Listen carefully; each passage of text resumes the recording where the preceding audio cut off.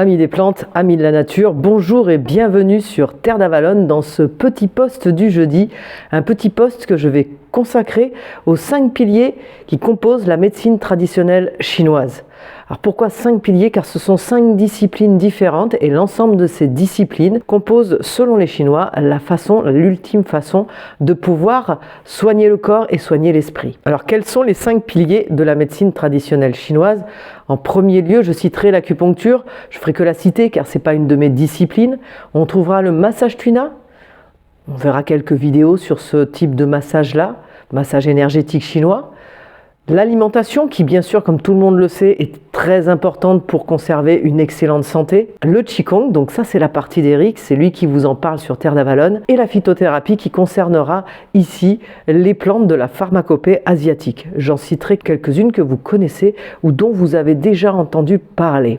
Donc voilà les 5 piliers de la médecine traditionnelle chinoise qui, si on s'y adonne, si on va régulièrement faire de l'acupuncture en Chine, si on fait du Qigong tous les jours, si on mange sainement, si on se soigne avec les plantes, si on se fait masser quand on a un problème, et bien chez les Chinois, on ne tombe pas malade. J'ai promis de vous citer quelques plantes de la pharmacopée asiatique que vous connaissez. Je commencerai par le ginseng qui veut dire en chinois l'homme racine. On se servira, vous l'avez compris, de la racine pour réparer les 5 viscères, nous disent les Chinois, et rééquilibrer l'énergie physique comme intellectuelle. Les Chinois nous disent qu'elle stimule les défenses immunitaires et qu'elle prolonge la vie.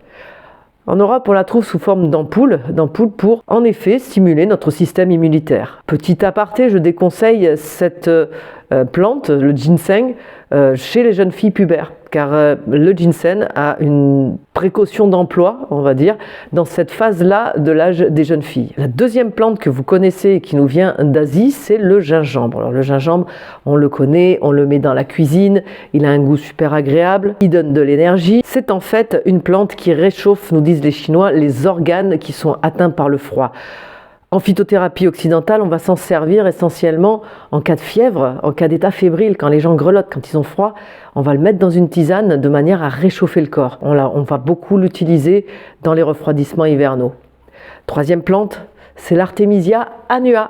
Donc c'est celle dont on nous a beaucoup parlé lors du Covid comme étant une plante qui va limiter la fièvre. En effet, en Asie, comme à Madagascar, d'où nous viennent ces informations, cette plante est utilisée pour lutter contre la malaria et contre le paludisme. Donc voilà une Artémis qui ne pousse pas à l'état naturel en Europe, que l'on peut cultiver en effet dans nos jardins. Enfin, je vous parlerai de l'astragale de Chine qui est une plante dite adaptogène et que l'on va utiliser en cas de convalescence. Quand on sort d'une grippe, d'une gastro-entérite virale, quand on a pris des antibiotiques, ou même lorsque l'on revient par exemple de chirurgie et qu'on est très fatigué, ou quand on est très stressé, on peut prendre cette plante sous forme de poudre que l'on trouve en herboristerie ou sous forme de gélules de compléments alimentaires. Elle va permettre de redynamiser, de remettre à flot notre système immunitaire. Donc il s'agit de l'astragale de Chine. Voilà les amis pour ce petit post sur les 5 piliers de la médecine traditionnelle chinoise et sur ces plantes qui nous viennent de si loin pour nous apporter tant de bien. À très vite, bye bye.